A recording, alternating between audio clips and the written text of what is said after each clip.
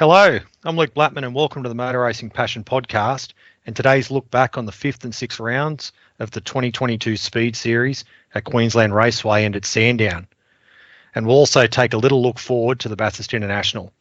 I've got Daniel Blackman with me and long-time TCR Australia Series leader for 2022, Tony D'Alberto, finally got his first wins of the year at Queensland Raceway in pretty dominant fashion. Daniel, do you think those wins have legitimised his likely championship win? I was glad to see him win because he's been there or thereabouts the whole year. And do you know what I mean? In a series that hasn't had consistency, he was providing it. So no, I don't think it legitimised it. But I mean, I think for him, it definitely would be a welcome relief. I always think back to the great Andrew Pitt winning the Supersport World Championship without winning a race, and some people questioned that then, but I didn't think it then, and I don't think it now. If you end up with more points than your competitors, doesn't matter how many races you've won. So yeah, but it was funny to see him not win any of those opening rounds or half the season, and then to pick up 2 in a weekend. So and at a place that I wouldn't have thought the Honda would have delivered 2 out of the 3 wins as well. But yeah, so no, it was I think welcome relief for him and legitimate either way, with a win or not a win. On the consistency part, I suppose in a championship that's sort of the way the regs are, or the sporting rules are written with the reverse grid and BOP, the aim of it is different winners, and when you want lots of different winners, you're always going to get consistency is always going to be the main objective, and sort of the series winner is always going to be the more consistent driver. But I think even any series is going to want the ultimate championship winner to have a few race wins. Back in, as you mentioned, the 2001 World Supersport Championship with Andrew Pitt, there was a lot of criticism that he hadn't won a race. And even as far back, I remember I think it was Emilio Alzamora's 125 championship win. I remember Barry Sheen at the time saying that the championship winner should win a certain amount of races to be able to be crowned champion, which I think is you can't do that, because then what's the point of having points to decide? Yeah, exactly. You go back to Bernie's gold medal situation, or coins. Which I don't mind in some ways, but in another way, that's just too confusing, I think, for the general public. But on Honda, I was a bit the same as you, that they've always seemed to have a struggle. Like, you think back to particularly the first round of the 2021 championship at Symmons Plains when the Hondas were nowhere. And I think ever since then, the idea in even our head has been that the Hondas are no good on a power circuit like Queensland Raceway. But then you think back to 2019 at Sandown, and Nestor Girolami won all the races in a Honda. So under the right circumstances, they do perform pretty good on a fast track. It was ironic too that the Peugeots seemed to struggle a bit at Queensland Raceway. Well, exactly. After, do you know what I mean? Dominating Bathurst, or just on purely outright speed at Bathurst. Yeah, I would have thought they'd be wound up and going pretty well around Queensland Raceway. But it's funny, and I suppose it's good because it's unpredictable. You can turn up and the form book you've got in your head kind of gets thrown out the window pretty quickly. So, well, Jordan Cox was the top Peugeot, and in each of the 3 races, and his best was a 4th in race 2. Well, and I was going to say that's the race 2 kind of not lottery, but yeah, it's do you know what I mean?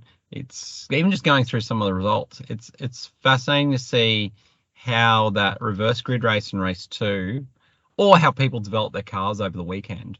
But it's like those ones around the mid pack, obviously, and get the jump for race 2, but then sustain it for race 3 as well. Yeah. So, but yeah, obviously their best result of a 4th in a reverse grid race kind of shows the struggle they had there that weekend. And not only that, he was the only Peugeot in the top 10 in any of the 3 heats, which is astonishing, actually. I was gonna say, when you look at the 4 or the rest of the season, that's not representative of the pace they've had there. So yeah, and I mean, it's that thing too as well. Like, all the cars are different, but we're talking front wheel drive cars. We're talking, do you know what I mean? It's not there's not massive changes from car to car. So it's amazing how that happened.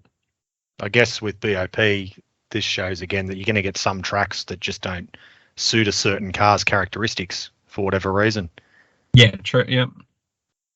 It's also strange too. Like, I mean, if you were going to enter, if me or you were going to buy a TCR car and enter, in general, based on 2022, you'd almost say if you had a pick of any car, you'd get a Peugeot, because it's been, at most of the other rounds, it's been somewhere near the front.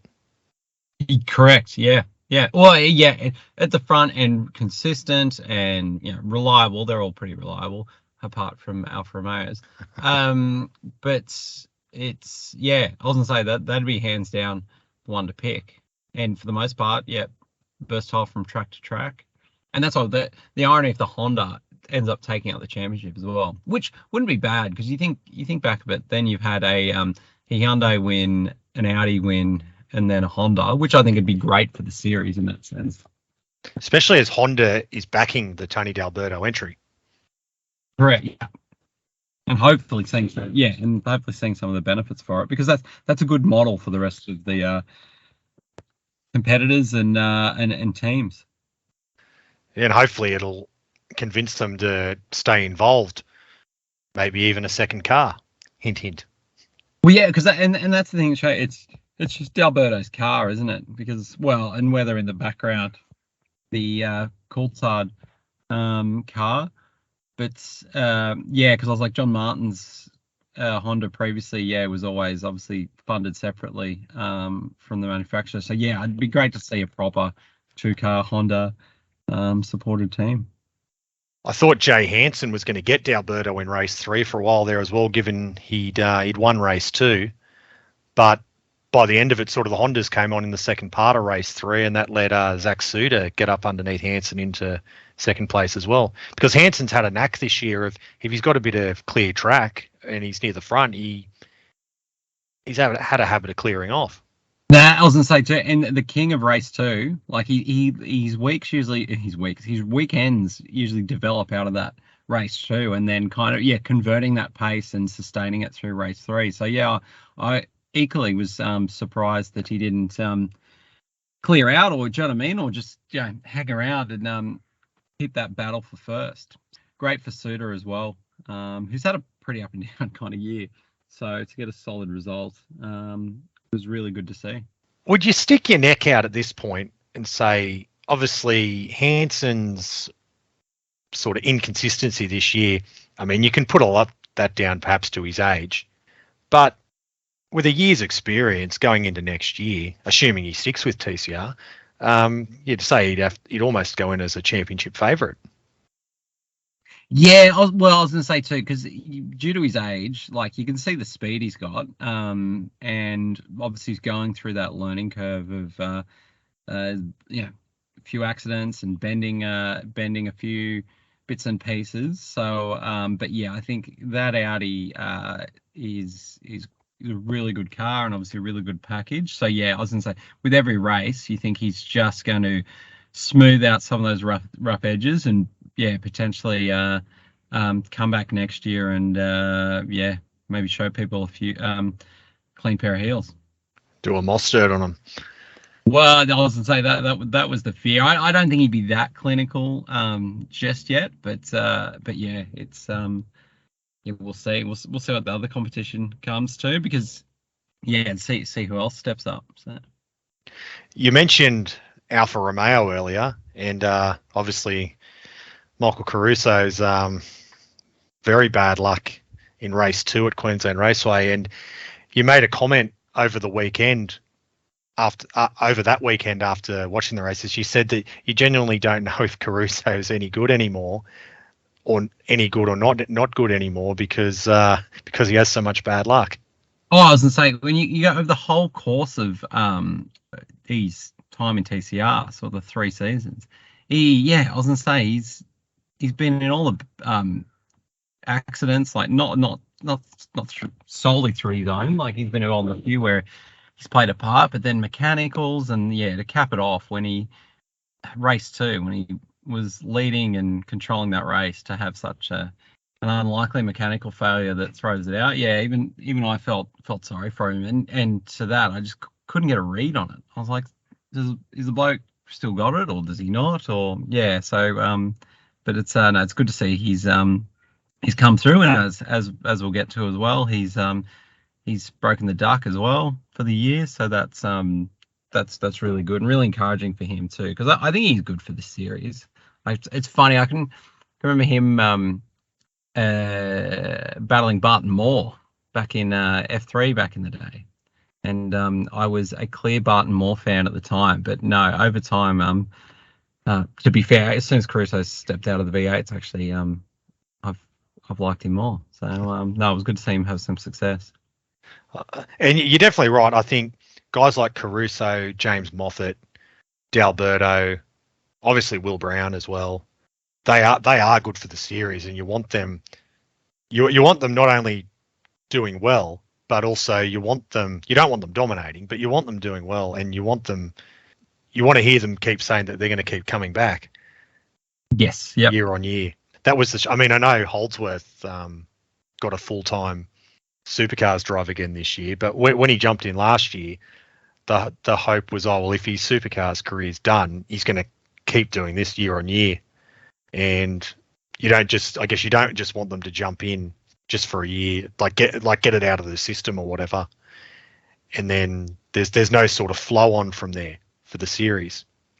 Yeah, correct. That's well, exactly. You don't want to just people just bounce in and out and it just be a 1 year path. I think actually having some of those characters and those ones you mentioned there, yeah, like Moff's another guy who deserves a break. Well, I think Moff deserves a Peugeot next year from Gary Rogers. Yeah, but I see. I'm a big fan of that Renault. I just want to see it succeed. But geez, it's taken some hits, that thing. So yeah, no, it deserves a break. But yeah, you've got some good characters, and what I like about the series and that as well, like obviously Caruso and Coulthard are stepping into the commentary box too. But you've got the drivers if they're having a bad thing. I think back to Simmons when Moff jumped into the commentary box, and so like I don't know, yeah, you're actually getting a real feel for the characters, and yeah, people aren't just blowing in and blowing out of the series. Did you feel that Queensland Raceway was a bit of a low key round for the Speed Series compared to the others this year? What do you mean by low key? Like just in terms of the there was no S5000, there was no TCM Touring Car Masters, and so I think in terms of promotion wise, I think it seemed a bit more low key. But I mean, in my view, in a way, that's a good thing because it shows that you can frontline a round of the Speed Series with just Trans Am and TCR, and also you need your normal rounds. Yeah, well, you need your standard championship rounds at tracks like Queensland Raceway that just put on a day's racing and. Well, but I obviously I think it's where they're heading though next year. But I do kind of like the consistency of it, like as well. Like if you're going through now West Challenge Motorsport Australia event or a Speed Series event, that you know what you're going to get. So I think that part of it's, and obviously TCM's got its own little internal politics and things. But I like, part of me was disappointed they weren't there for that, and obviously S5000 similarly working through their calendars and some of the challenges. But I part of me does like the fact that you turn up and almost like Pro Car used to be. Do you know what I mean? Yeah. You turn up and you knew the package you were getting with some add-ons. I'm not saying you don't add some a bit of flavor here and there, but I wouldn't say even without them I didn't find it low key, because obviously you could notice the investment that Tony Quinn had made into the event. It looked fresh. We had some really good racing from the TCR, and the Trans Ams are always impressive. And despite the small field, though, even the GT3, Oz GT3 series, they're 2 1-hour races and some Porsche Cup and stuff like that. So yeah, no, it still gave me a fair amount to sink my teeth into, but yeah, I take your point that it didn't have, let's say, the big categories that some of the other ones have had. Oh, I mean, look, I agree, and I've pushed the whole year that they should make TCR the. Well, I always said TCR or S5000, but make TCR the main show of the Speed Series, and make that the focal point. And a round like that, I think, showed that they can do it. I guess what I meant by more low-key is if you look at the calendar, round one is billed as the Race Tasmania, so it's got a big branding around it. Second round was Phillip Island, the Grand Prix circuit. And obviously, if you race at Phillip Island, that's a bit of a showy event, given it's a Grand Prix circuit. The third round was obviously with the Bathurst 6 Hour. Fourth round was Sydney Motorsport Park, and there were a whole bunch of categories there that weekend. It was a full 2 days of racing, and obviously it's the main track in New South Wales. And whereas round five was obviously Tony Quinn's done a great job rebuilding Queensland Raceway, but sort of there wasn't a big event behind it. It was just a standard round of car racing, which I like, because I don't think every race meeting doesn't need to be a show, so to speak. Yeah, I guess that's all I was getting at. It was just it was just a day of racing, which we love.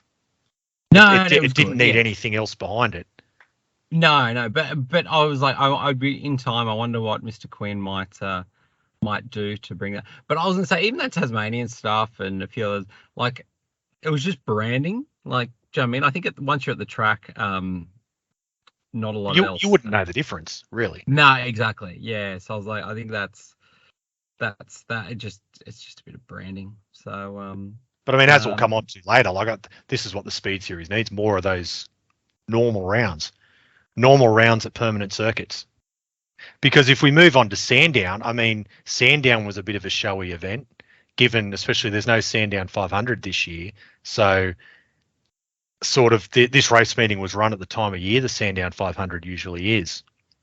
Yeah, which is good, a good move. Yeah, and I think it showed that how special a race meeting at Sandown is, because there were good grids, and just there's something about watching a race at Sandown that it just seems important. And it poured rain. It poured rain there, so there was special weather. It just seemed the weekend just seemed to work.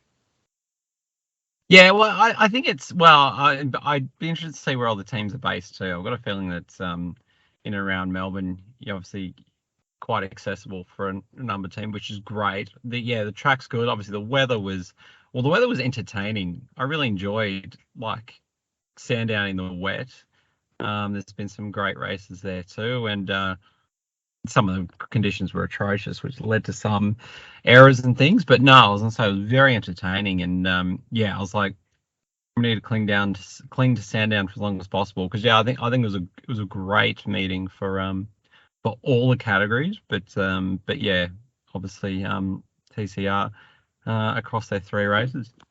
Well, they did a great job to fit. I mean, they obviously made it a priority to get all the TCR races in at the expense of some of the others. Particularly on the Saturday.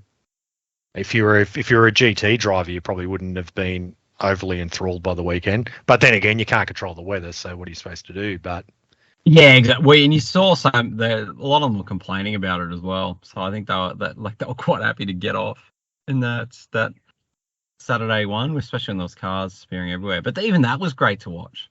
Do you know what I mean? See what that race culminated in as well.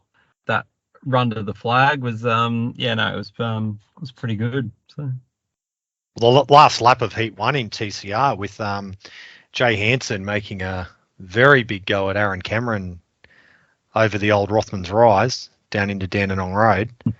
That could have been a much bigger accident than what it was. Yeah, exactly. So, well, I was saying too, the bravery of youth as well, because Hansen doesn't mind having a real red hot go. But thankfully all ended well there for the both of them. Showed the straight line speed of that Audi compared to the Peugeot as well. He was a long way back halfway down it. Which is surprising as well, because I looking at some of the other results and stuff like that, I didn't realize there was such a disparity, or unless he got a bad run or something. But I was very, very surprised. Either Aaron Cameron's very sporting, which he is, but also he didn't know that Hansen was coming up that fast, because he left a gap on the inside, which is what Hansen drove down very late, and obviously Hansen spun off. Very lucky not to have a much bigger accident than what he was, but Cameron just made use of that new tarmac runoff at Dandenong Road and just cut across, bounced through a bit of grass, and then kept going on to take a win. Yeah. Good way to, well, do you know what I mean? And that's the good thing about TCR as well, that you can scrape some panels, and do you know what I mean? And all the drivers seem pretty sporting about it. Like, we'll get to the penalties later, but the fact that no one really carries on too much about it. Yeah. Well, race two. I won't delve into the British touring cars of the early to mid 90s, but it's at the moment I think they've found a good balance with it. We haven't seen John Cleland going after Steve Saper. Correct. Yeah. So give it time, though. We might get somewhere. That's what we want in time. Hate is great. You sound like Robin Miller. Well, I suppose my first memories of sort of say Formula One is when you'd have Senna, Prost, and Mansell standing on the podium at the end of the race, and they wouldn't even look at each other. They just walk forward, spray the champagne, wouldn't even spray any on each other, and then just wander off. Race two, obviously it started raining very much on the last lap. It was damp all race, and then it really threw it down on the last lap. The final corner where Jordan Cox was leading, he had Ben Bargwanna right behind him. Will Brown was a second or two back in third, and obviously Cox got a bit sideways. Bargwanna aquaplaned, and they both cut the final corner. Bargwanna got in front of Cox on the grass, and as they came out the other side, Bargwanna was in front, Cox was second. Will Brown made it round the last corner, and he was in third. Bargwanna crossed the line first, and they let the results stand. What did you think of that? Well, I was a bit surprised, to be honest. Like, I would have thought that looking at it, you would have, anytime there's I forget the terminology that they use, but it's like gained or maintained an advantage from that. I would have thought there would have been some more action, and to be fair, some more complaining or protesting from the others. But that's I guess that's how they saw it and how it played out in the day. My initial thought was that Cox seemed to at least try and make the corner and looked like he was trying to make the corner, whereas Bargwanna seemed to be like, maybe as soon as he locked his brakes or as soon as he aquaplaned, it's like he just decided straight away, well, I'm just going to cut the grass. And it seemed like Cox was trying to make the corner until he saw Bargwanna fly past him, and then he decided, I'll just cut the corner then too. So then they popped out the other side like that, and my thought was, they can't let Bargwanna keep that. And my thoughts, I was like, well, they should give it to Will Brown, and I still sort of feel like that. But then my partner was watching it as well, and her thoughts were that well, if they'd stayed on the track, Will Brown was never going to catch them, and they both fell off the track, and they both made a mistake. They both fell off. They both got back on. Will Brown was ultimately closer to both of them. Bargwanna had just passed Cox in terms of them both making a mistake and both getting back on. So she thought, well, Brown wasn't going to win anyway, even if they stayed on track. So technically, he hadn't lost anything, and that's obviously how the stewards felt. I don't know. I thought probably I can see where they're coming from, but it just, given it was the last lap, if it had happened with another lap to go, you might have say, it was fair enough to keep it as it was. Yeah, but it had a direct result or impact on the result, and that's where I was kind of saying I'm surprised, especially when later on they have made some post-race adjustments. Yeah. So. With the onboards, as I said, when I first saw it, I thought Cox had tried to make the corner, and whereas Bargwanna had given up. If you see the onboards, it looks like Bargwanna's trying to turn right, and it's just not going. So then he decides, okay, well, like I'll have to go across the grass, and then boots it. Whereas on the onboard, it seems like Cox makes less of an effort to make the corner. Yeah. So I sort of started changing my point of view when I saw that. Well, to say it's funny how deceiving it can look from either angle. So you have one point of view on one, and then you actually see it, and you're like, oh, okay, no, actually that changes. Which you never know. Well, it depends. Maybe what did the stewards see? Did they see both examples, or did they just just see one of them and make their decision without even going any further? Well, when it comes to race 3, I think we could see where they're how many angles they were looking at. Yeah. Well, so it took, what was it, 3 weeks for some changes in the race 3 results to come through, whereas Will Brown for 3 weeks thought he'd won that final race, and Tony D'Alberto thought he'd finished a lot higher up in race 3 than he ultimately has, because they dished out penalties to both of them. I guess we'll do the D'Alberto one first, for giving Bailey Sweeney a touch. What did you think of that? Do you think that's a deserved penalty?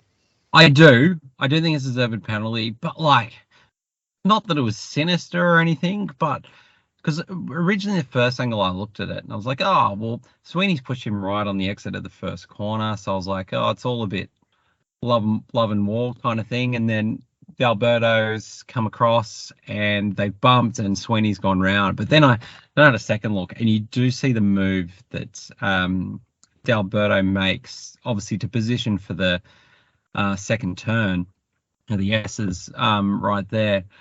But you see he clearly moves left into the side of Sweeney and puts him round. And Sweeney obviously does well to keep it off the barriers and stuff, but that was him cooked. And yeah, so the fact that there was no attempt to redress, and obviously there were other cars in between, which makes it difficult.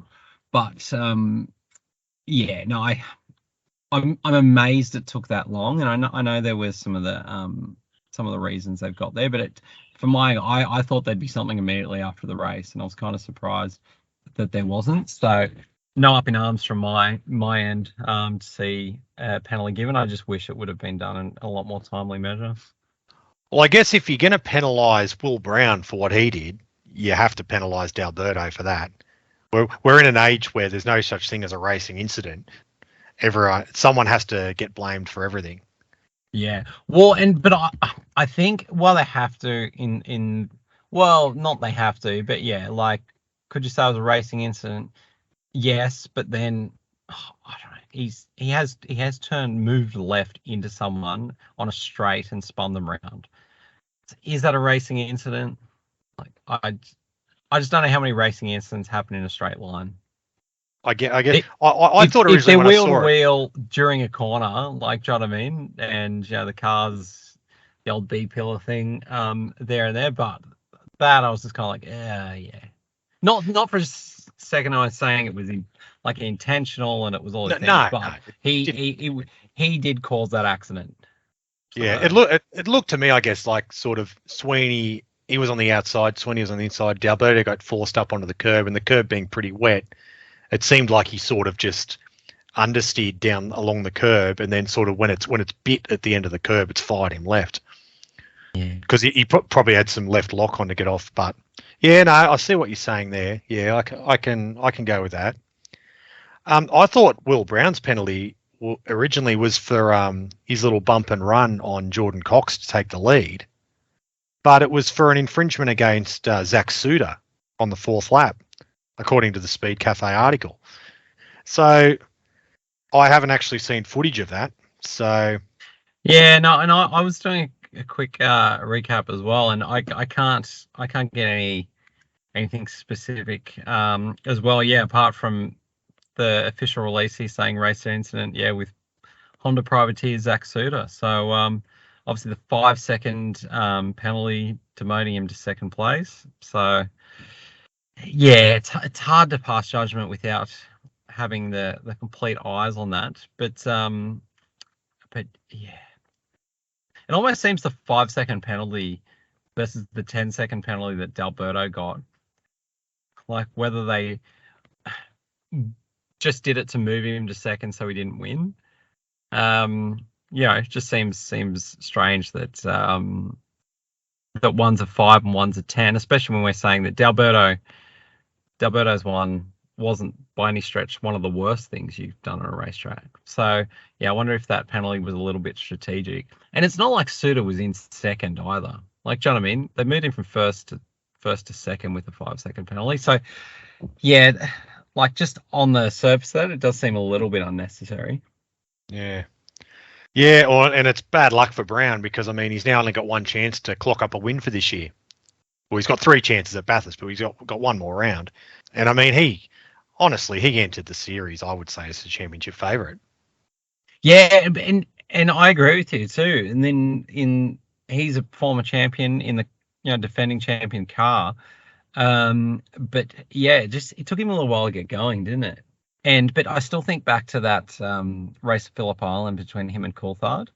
That was A grade, like some really good racing, and that. So, do you know what I mean? He's like, geez, he's been close, and he drove well in this race. So, yeah, I think all in all, I do think it's a bit brutal. And let's see how the Audi goes over 3 races at Bathurst.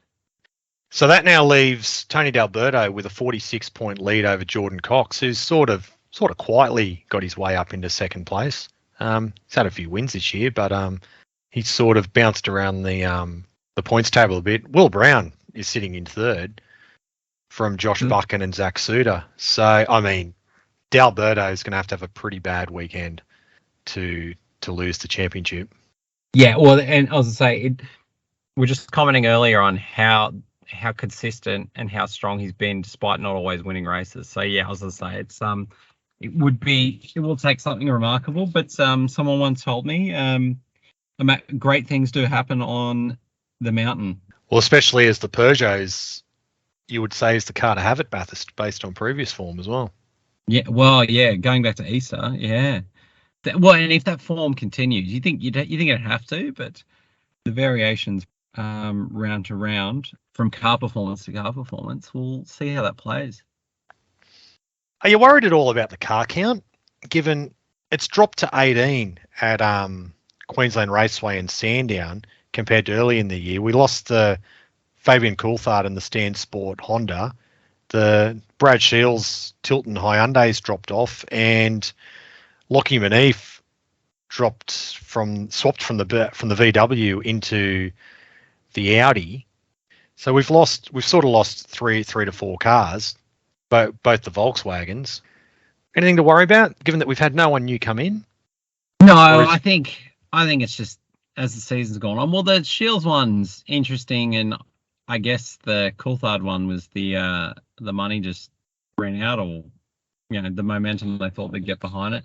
So yeah, no, at the moment I'm not worried. Let's see what Bathurst would drag a few out, you'd have to think. And yeah, no, I think the momentum of the series is still really strong. So I mean, if it keeps dipping, well, yeah, then we've got some concerns. But yeah, no, at the moment, hovering that 18 to 20, I think's fine. But especially earlier in the year, we were, I think, 22 or something. Yeah, 22 was sort of the some creek, I think it was. Yeah, because we lost Braden Wilmington as well, which was a real shame because that was it harked back to the old days as well. But that was a privateer effort in every sense of the word. Yeah, no, it was disappointing to see him fall off the thing. But I haven't seen an entry list for Bathurst yet. But I wonder if we'll grab a few back from there. Coulthard dropping off is a real shame because, I mean, that was sort of the banner car for the series. Had the Stan Sport sponsorship and Fabian Coulthard driving, you would, I guess, like you said, it maybe wasn't having the cut through they wanted, but you'd think it was in the series' interest for Coulthard to keep running and to promote the Stan Sport sponsorship. Well, I think it was getting cut through, to be fair. Like the car was pretty bold. He had some good performances, having him in the commentary booth. I think that was good. But obviously it was an ARG pay for that I think was aimed at launching the return of the series, let's say, after last year, and also the Stan Sport one. So I think basically it was probably just a short-term deal to help launch it all. And then obviously in the hope that someone might pick up the 10 for the second half of the year. So, I mean, obviously that hasn't happened, but yeah. So I think it was just ARD reaching into their pocket to get it started, and then obviously, but that always had an end date. You'd hope at the very least that someone else might want to pay Wall Racing to prepare that extra Honda for them, given they're on the verge of winning the championship. Yeah, exactly. So fingers crossed. Yeah, because he used to be John Martin before Coulthard. So and Tim Slade's jumped in at Bathurst when Coulthard couldn't. So yeah, no, it's let's hope someone steps up to the plate there. We saw the news recently that WTCR has been axed fundamentally. Of course, the roots in that championship go back to the early 2000s with the Eurosport ownership and the European Touring Car Championship from 2002 to 2004, then the reborn World Touring Car Championship from 2005 onwards, and then obviously it sort of merged in a way with the TCR International Series in 2018. But that's now come to an end, and as its replacement, they've announced a TCR World Tour for next year, and it's been announced that Australia is going to form a part of it. What do you think of that? We've got to take a lot of it on face value at the moment. It seems like it's going to be I guess they'll pick specific rounds from various TCR national championships around the world, and those certain rounds will count towards the World Series. What do you think? What do you think of it from a concept point of view? And do you think it'll work? Do you think it'll entice people to come to Australia? Or I love the concept of it.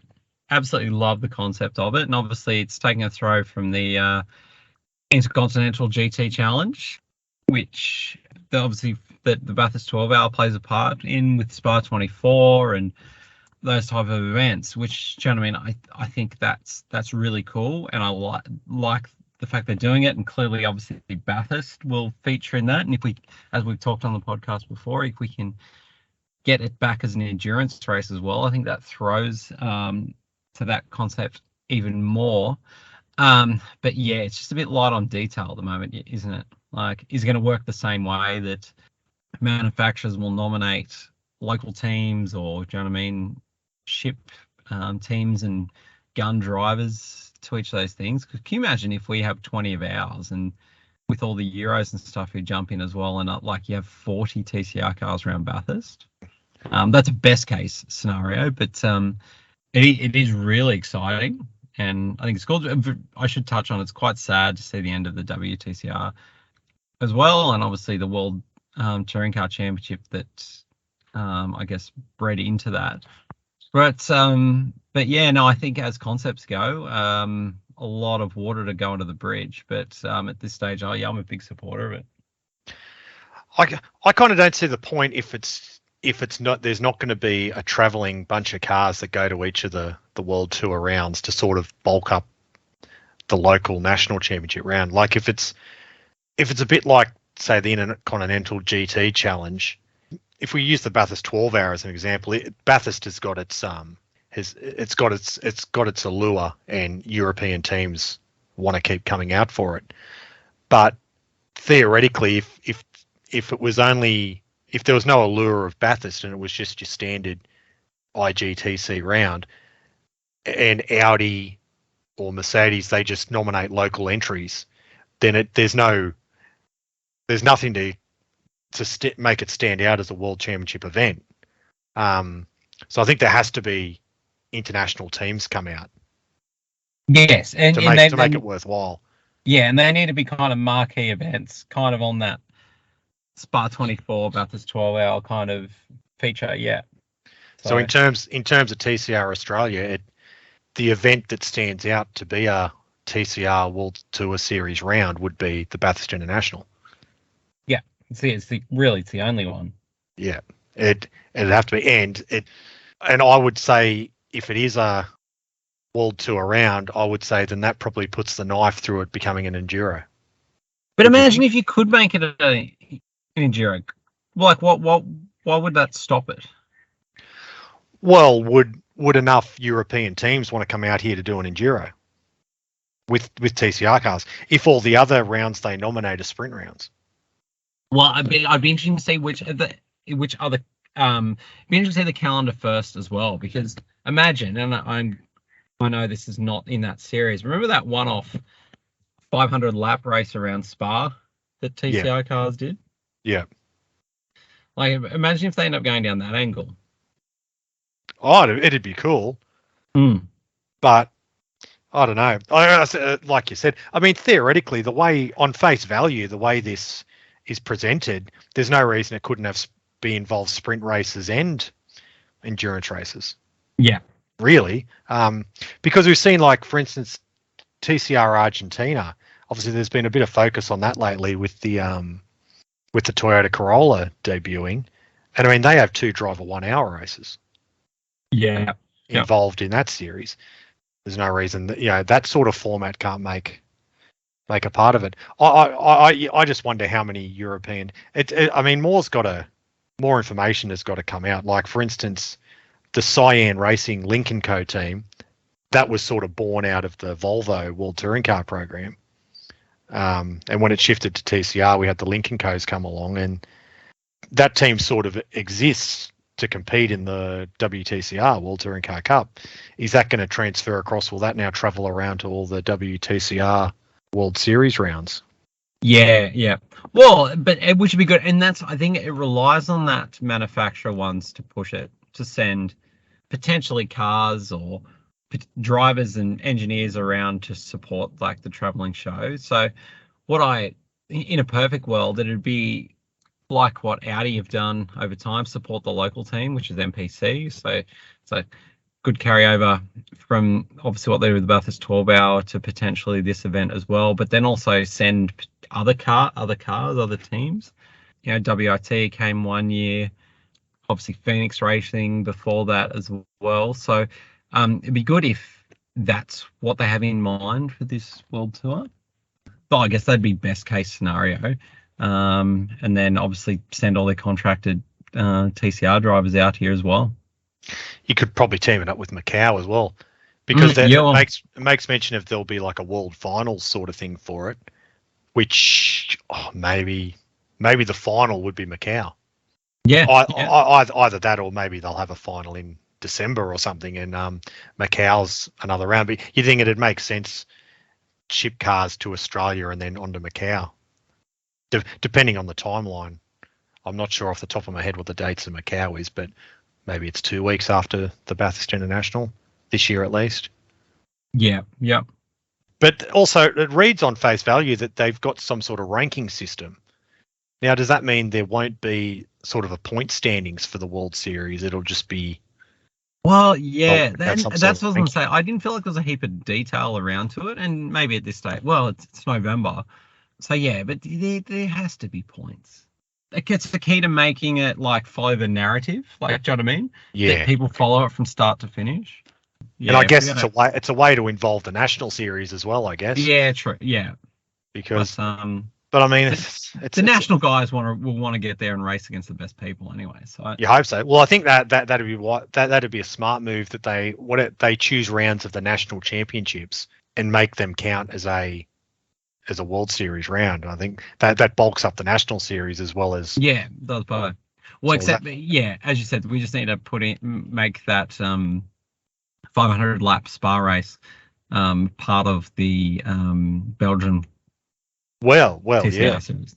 And while we're at it, and in that case, look, I think we both would love the Bathurst International to be an enduro, because that's what it was originally announced as.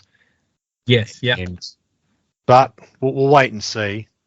Sort out their tyre issues, and then go back to the Nürburgring as well. Yes, definitely. We're both going to be at the International, and Marcello Lotti's coming out for it as well. So we'll just have to hit him up, give him our demands. Yeah, invite him to the campsite.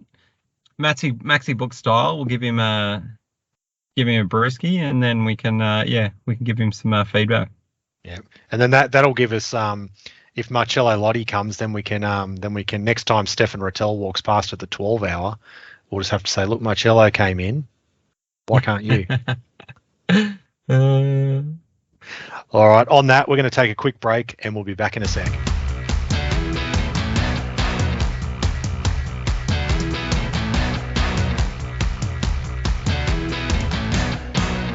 Breakthrough Health and Wellness. The Breakthrough 60-Day Challenge combines a highly effective weight loss program and a high-end personal fitness experience without costly memberships. In a culture of flash workouts and going hard, Breakthrough have taken a more sustainable approach and developed the perfect program that will not only get you fit and healthy, but also help you shed stubborn weight that you thought was never going to budge. Breakthrough will offer new inspiration and goals that will lead to life changes you can easily maintain. Each week, Breakthrough offer interesting muscular endurance, strengthening and functional movement exercises with a training app that will rival any workout you have done at the gym. For more information, visit mybreakthrough.com.au. That's MYBreakthrough and follow Breakthrough on Facebook and Instagram.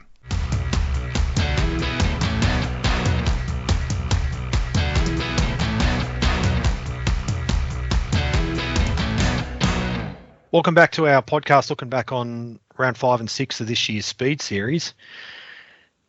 They've put out a 2023 calendar recently, and also part of that announcement was that the Speed Series and the Shannon's Motorsport Australia Championships were merging.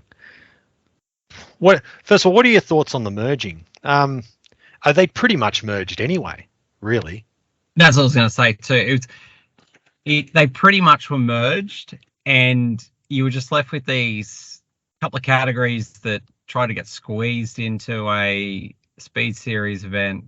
That then TV was a bit hard, scheduling was a bit hard, or you'd have like the Bend last week that was a standalone Shannon's Motorsport one, but had some Speed Series categories, but didn't have.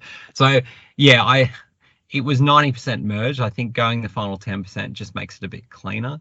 I don't think it'll change much. I think it'll just make things a bit more straightforward for spectators primarily, but probably some of the teams and anyone trying to watch on TV as well.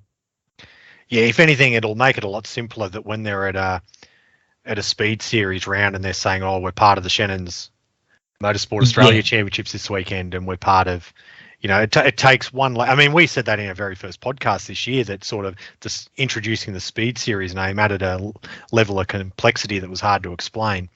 This simplifies it a bit, though. If you were going to keep either name, would you have dropped the Speed Series, or would you have kept the Motor Racing Australia Championships? Or no, Speed Series is a bit more marketable. Yeah, and do you know what I mean? They're the ones paying all the cash, so I don't think it was really a battle, but I think you'll almost the byline will probably be Speed Series, and then below it'll say the Australian Motor Racing National Championships or whatever. You'd expect to see it be the Shannon Speed Series next year. I was going to say that. Well, will it become the Shannon Speed Series and the logo will change to green instead of blue? Yeah, exactly. So that's and obviously we saw at the Bend last week. You had Shannon's jumping on one of the GT3 cars with a naming rights sponsorship. So it's like, yeah, I think we can already see how it's developing. It's only been the Shannon's Motorsport Australia Championships for 2 years, and before then it was the Shannon's Motor Racing Championships, wasn't it? Yeah, same thing, just a brand. Yeah. Obviously before then it was the Shannon's Nationals, but I mean, I always thought the Shannon's Nationals was a good name for that whole package overall. But I suppose Speed Series does the same job. What do you think of the calendar?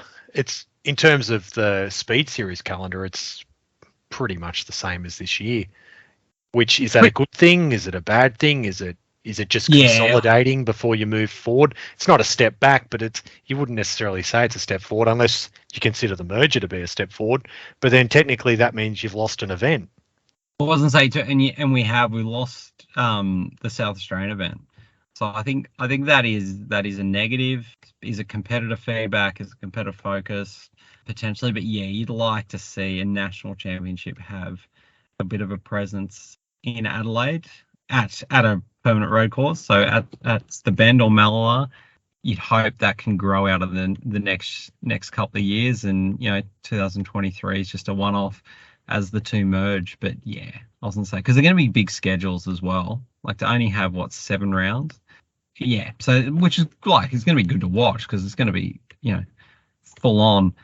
Probably even some twilight running, some early morning running. But yeah, so yeah, I think that is a minus for it. But hoping that that's in the plans to grow it for a year of stabilization.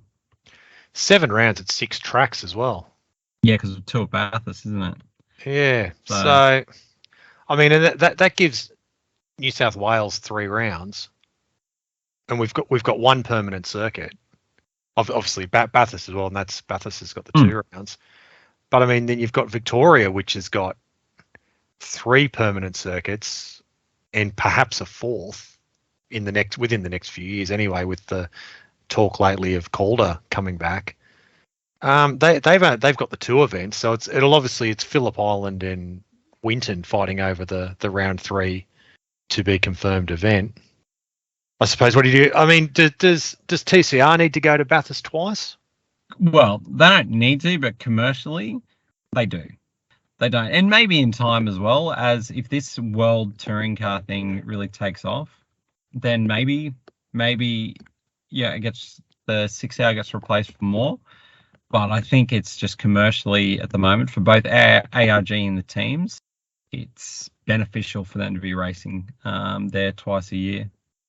Harking back to what we were talking about before the break, do you think, given there's only a 7-round Speed Series calendar announced, presuming all the categories will TCR at least and Trans Am will be at all 7 of those, does that then guarantee that the Bathurst International will be a sprint round again?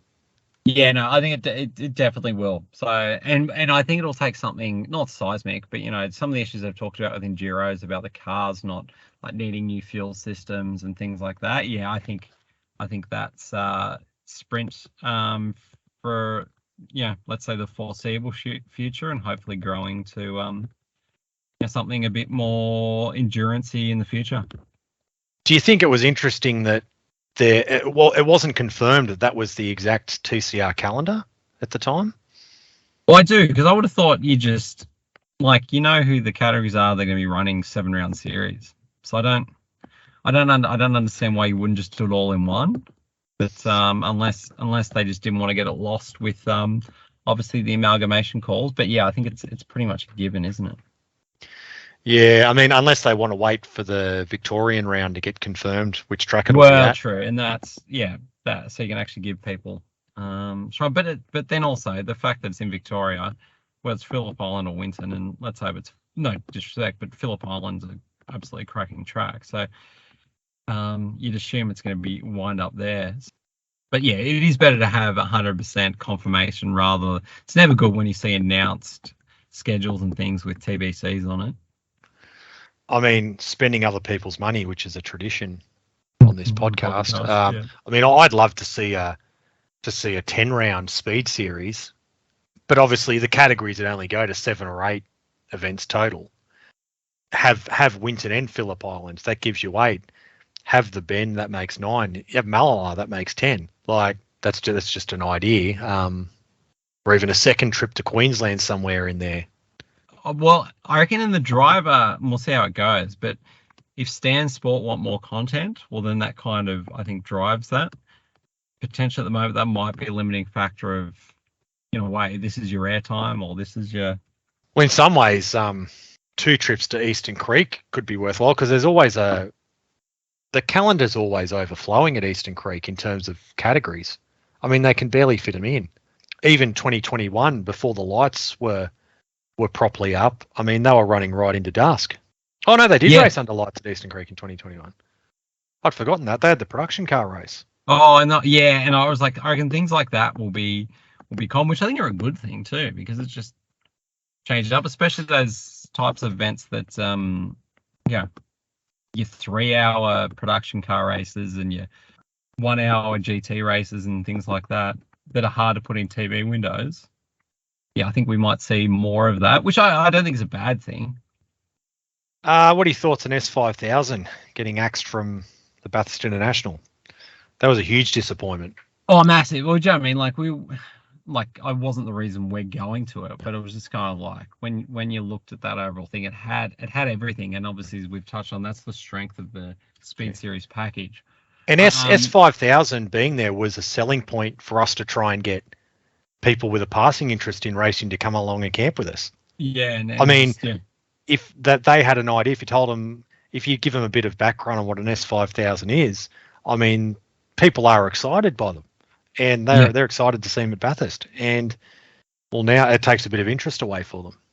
Yeah, well, they're just doing demos or whatever. But yeah, I think, well, part of me, I think you also get it. I wonder how much, obviously, sounds like Motor Racing Australia had some concerns about But then why was it announced on the calendar in the first place? Like, why and why so late? Yeah. Yeah. I mean, we're not safety officers. We're only, we're taking it on face value. But I mean, why?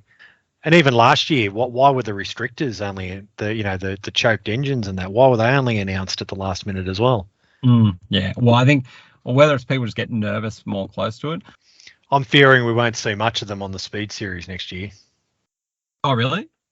Yeah. Part of me thinks maybe they'll run a lot. I think they'll figure. I mean, they're mentioned in the press release, so I'm sure they'll form a part of some of the Speed Series rounds. But I'm a bit fearful they might show up a bit more on the V8 calendar. Really? V8 Supercar calendar. Oh. I think so. Well, they raced at Darwin earlier this year, and that was their final round. We'll wait and see. I guess it depends how they go after. Obviously, they've been at the Gold Coast, and how they go at Adelaide. I guess how that arrangement, when they sit down at the end of it, how they deem that it went. Yeah. And I guess it depends how many entries they get overall. Both. If the entries are higher at the V8 rounds, they might decide to go down the way. I guess Touring Car Masters. I mean, we had Cameron Tilley openly say after the rebuild of his Valiant that he said he was hoping that they'd be at more V8 races in the future rather than Speed Series events. So, but I was going to say the people who own them are trying to jump out of the ownership of the V8s because I was like, I don't know how that would work, that ARG would just be willing to plonk them there unless they want to just get some momentum from it. But it's still be frustrating if all of a sudden all these cars come out of or drivers come out of the woodwork to race one of them at Gold Coast or Adelaide, but don't want to race it at Phillip Island or Eastern Creek or wherever else. Like, what are these people driving the cars for? Just to be seen in front of ones? And it's anyways, it blows my mind. No. Yeah, I guess it depends on what their sponsors say, I guess, in some ways too. Yeah, well, they're not on then, and that was a major downside. But they're not on the Grand Prix schedule next year because of the F2 and F3 inclusion, and that's a massive loss. I don't like the fact that F2 and F3 are basically they're taking up two spots that should go to Australian categories. Yeah, well, I think technically they're taking up more because the F2 race is longer. Yeah. I mean, we love going to the Grand Prix and we love our Formula One, but I mean, I'd rather see local categories on the support acts, not F2 and F3. And it was a shame too because TCR never got a proper chance at the Grand Prix. No, exactly. Yeah, that's very true.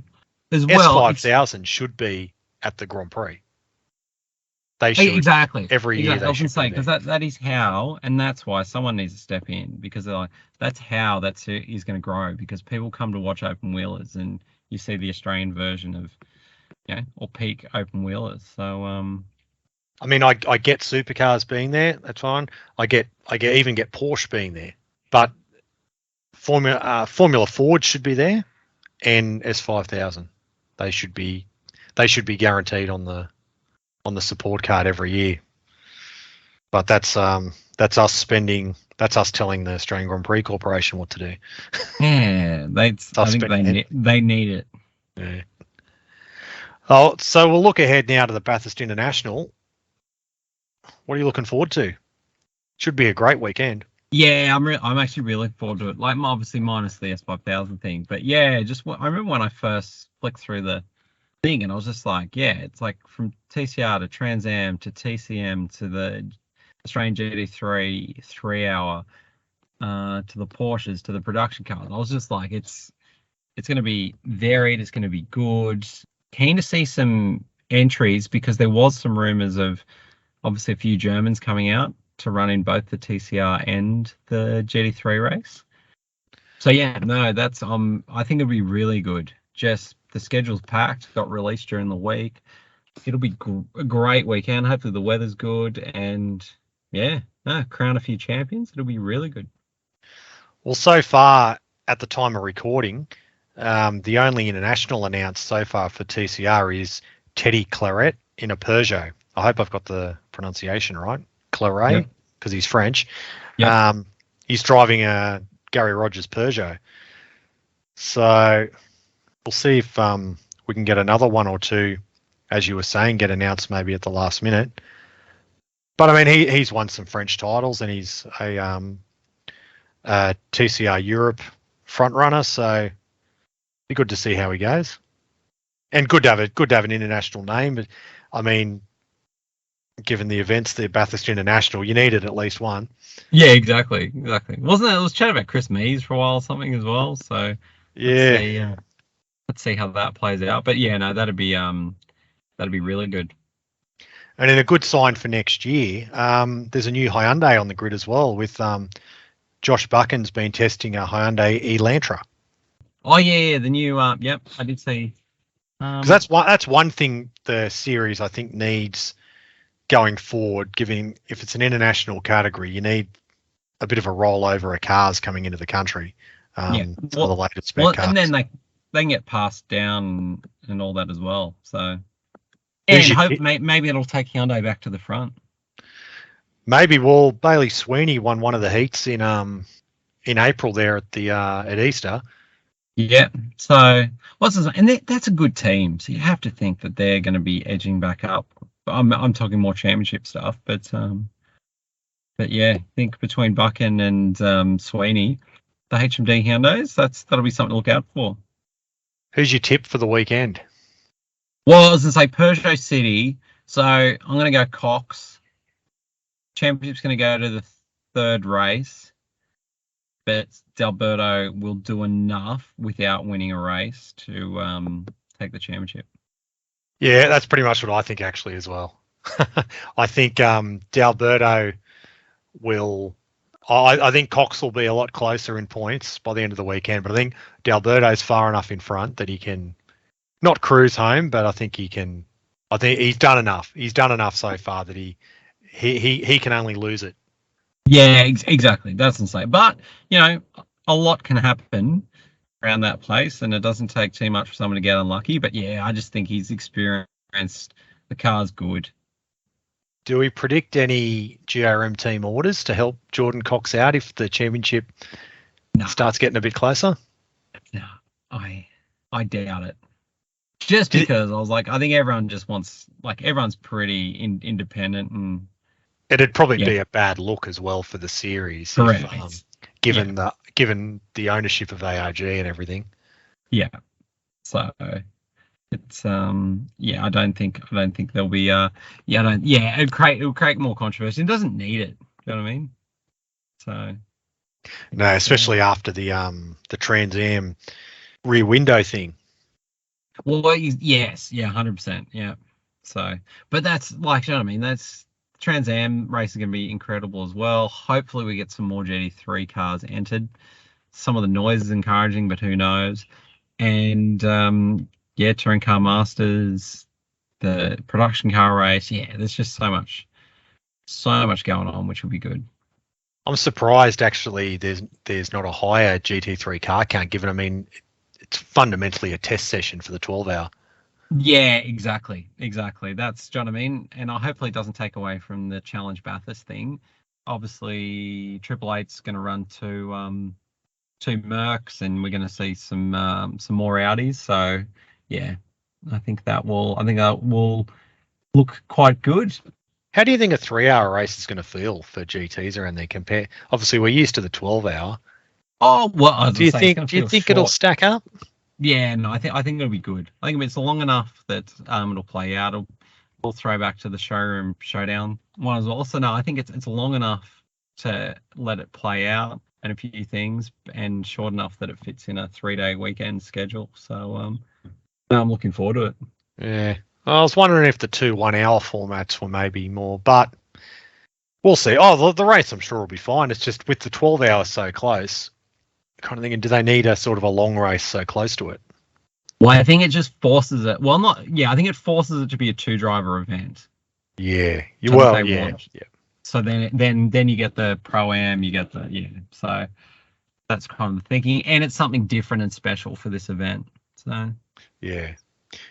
Trans Am 100. Yeah, money would have to be on Nathan Hearn. Yeah, I think yes, based on previous form, but I was gonna say I think last race of the year, some people might be putting it all on the line, so to speak. So yeah, current form, but yeah, just really looking forward to seeing 25 or 30 of those things just thundering around. So no, that'll be a spectacle. It'll be good, yeah. Owen Kelly will be up there, and from a personal, I hope Jet Johnson has a good weekend. Yeah, being a long-time Dick Johnson fan. Just I was gonna say it's a bit hard with Napa, but maybe a tribute livery or something. Yeah, well, I mean, it's blue. They could arguably do a true blue. Yeah, a true blue Napa Auto Parts Ford Mustang. And TCM, Ryan Hansford's got a 5-point lead over John Bauer. It'd be good for the Hansford name, I think. Be great for the Hansford name to win. Yeah, exactly. Yeah. Well, I was just gonna say, I was like, well, never say, but which is tight. It won't take much, and John Bauer's pretty clinical around there, so. Yeah, you'd have to say Johnny Bauer would be favourite, but we'll see. We'll see. Should be good racing. You know what? The sounds, that'll be the best part. Like, and hopefully unmatched. Like, I just, you know what I mean? I can't get over that. Yeah, all we need is some super bikes, and then I think we'd be done. Yes, we can only dream about bikes around Bathurst. Yeah, unfortunately. And look backwards. But hopefully it's a good event and it gets a good crowd. A decent enough crowd for a given it's been long awaited, this event. So yeah, well that's a very good point. This is the third time trying, isn't it? So yeah, it would be good to get it off the ground and everyone have a go. And you'd hope various aspects of the media perhaps realise it's the first time it's run after 2 years of COVID delays, and maybe they give it a bit more of a fair go than they seem to have given S5000 this year. Yes, I think that would be fair, but I wouldn't count it. Yeah, because I mean, common sense says you're not going to get for this first event, you're not going to get a 1,000 crowd or a 12-hour crowd, but you watch the comparisons roll in. Oh, no doubt. But that's just. All right. Well, thanks, Daniel, for joining me on the look back on round 5 and 6 of the Speed Series, and we're looking forward to the Bathurst International. And thanks again for listening, and we'll be back soon.